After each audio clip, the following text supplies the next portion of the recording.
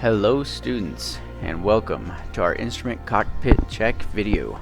Before we jump into the cockpit, let's quickly discuss the objective of what we are doing today and some of the key factors that we're going to be focusing on. It is vital that pilots properly check their instruments and equipment for proper functionality and defects prior to undertaking an instrument flight. It is important to use your aircraft's POH for the exact procedures that you should use. However, in today's video, we will cover the general cockpit instrument checks in just this real short amount of time that we're going to be together here. In this execution video, we will not be covering detailed aerodynamics, maneuver diagrams, common student errors, or the ACS standards. This video is to simply demonstrate the execution of the cockpit check and will obviously vary based on the aircraft you are flying. To see all the additional details we just mentioned and to study this lesson's full-length presentation, podcast, diagrams, flashcards, lesson quiz, and more, look up the Instrument Cockpit Check lesson on our website at wificfi.com. Lastly, before we head out to the airplane, there are a couple things that we want to cover. In this video, we will be covering the correct instrument indications a pilot should check for during the following pre-flight phases. We're going to go over what the instruments should look like during the before engine start, the after engine start, and during the taxi check. Again, a pilot should follow the procedures listed in their airplane's POH, but we are going to cover the general instrument indications for the following. We're going to go over the airspeed indicator, the attitude indicator, the altimeter, the turn coordinator, the heading indicator, the vertical speed indicator, and the magnetic compass. Today, we're going to actually be doing it in a Cessna 152 so that we can see the different. We're going to be using 6-pack steam gauges today instead of our normal G1000. However, it does work the exact same way on the G1000. Your instruments are obviously just digital, but it is a little bit easier to teach this lesson using the 6-pack. So we'll be in our Cessna 152 using the 6-pack gauges for this. Let's go ahead and head out. We'll go through the before engine start, after engine start, and taxi check of those instruments. Alrighty, welcome out to our airplane. As I said before, we're going to do before engine start, after engine start, and the taxi check of all of our main instruments. So let's go ahead and hop into the cockpit here, take a check at our instruments for our before engine start, and make sure that they are all looking as they should be looking. I'm going to do a little zoomed up view so we can see it even better. Alright, so for our before engine start, our airspeed indicator should be indicating 0. You can see that top left right here, that is indicating 0 because we're not going anywhere. Our attitude indicator should not be straight because we don't have any suction since the engine is not running. So you can see it is totally canted over here, and we even have a gyro flag saying that the gyro is not running because we don't have suction. For our altimeter, we should be within 75 feet of the field elevation so long as we have the correct altimeter setting set in here. The correct altimeter setting for today and in today's example is 299 or 2. That's what we've got set here. That's standard. And we're at a field elevation here at the Ogden Airport of 4,473 feet. So you can see that we are indicating 4,473 feet. It's right on the money. Okay. But remember, you have to be plus or minus 75 feet of the actual field elevation when you have the correct altimeter setting right here.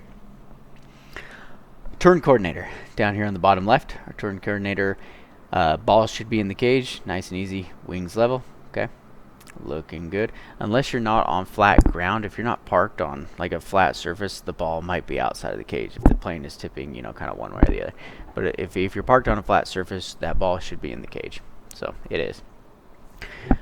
Heading indicator right here. We don't have any suction right now, as you can see from our suction gauge, so the heading indicator may or may not be correct. Let me actually pop back here, and what you can do is you can sync up your heading indicator with your compass. So it actually looks like it is synced up right now, but that's one thing that you can do when you first get in the plane, because who knows what your heading is going to be when you first get in. So just check and make sure it's synced up with the compass, and it is.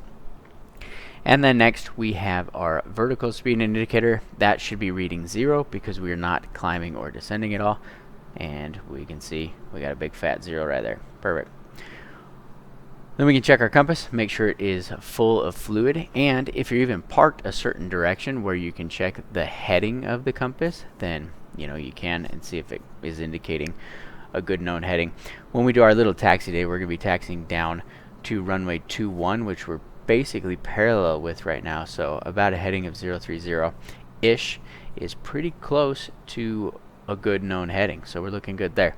The other thing you want to check with the magnetic compass is to make sure that you have your compass deviation card installed and that it is legible, as you can see right there. So that's it for the before engine start portion of this checklist. Let's go ahead and get our engine started. If I can here, let me go ahead and get our engine started. There we go, making sure we got our parking brake on down here. That all looks good. Now that we've got our engine started, I'm going to bring our RPM up to about 1,000 just to idle, which you can see right up here. We got 1,000 on our idle. I don't know what this guy on the flight simulator is doing, but he probably shouldn't be getting that close to us. Anyways, alright, so hopping in, let's go ahead and look at our instruments. For the after engine start, airspeed should still be 0. We're not going anywhere. That's perfect. Attitude indicator, it can take up to 5 minutes for the attitude indicator to spin up from the suction, for the gyros to spin up, but we can see it is already spun up, so we're looking good there, and it is nice and level. If you need to, you can go ahead and cage it by pulling this button out here, and you can cage that attitude indicator. Alright, looking good. Altimeter, still the same as the before engine start. So long as we've got the correct altimeter setting, we should be within 75 feet of the field elevation. Our turn coordinator is looking good, wings level, ball in the cage. You can see our suction's kind of coming up into the green here as well. That means our heading indicator should be working normally now, and we can even double check and make sure that it is still synced up with the compass. Perfect, synced up with the compass right there. Vertical speed, we're not climbing or descending, so still showing a 0. And lastly, we'll double check one more time with our compass to make sure we're still full of fluid, indicating any known headings. So that's it now for the after engine start check. I'm going to reposition the aircraft, and then we're going to go ahead and do our taxi check, where we'll check all these instruments again in the taxi. Okay, now it is time to do our taxi check. So we're going to be checking these instruments under power in some turns as we head on taxiway Alpha down to runway 21. So we're going to assume that we've already gotten our taxi clearance from ATC. As we're taxiing along, I'm going to give it a little power here. Our airspeed indicator should be reading 0. When you're taxiing, you shouldn't ever be taxiing so fast that your airspeed indicator is actually reading a readout. That would be an indication that you're taxiing way too fast. So we usually check the airspeed indicator on the takeoff roll when we say airspeed alive on our takeoff roll.